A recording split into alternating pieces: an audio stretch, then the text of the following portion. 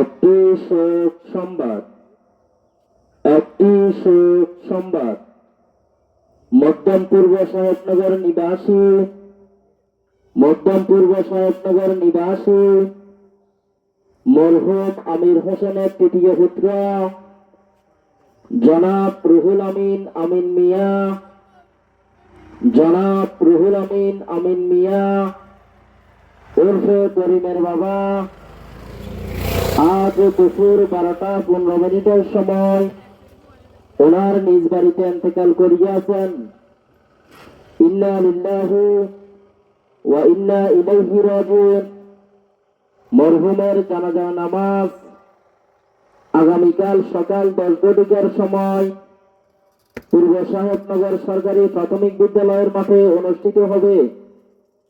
উক্ত জানাজায় আপনারা সকলে শরীক হয়ে মরহুমের বিধি আত্মার মাগফিরাত কামনা করুন।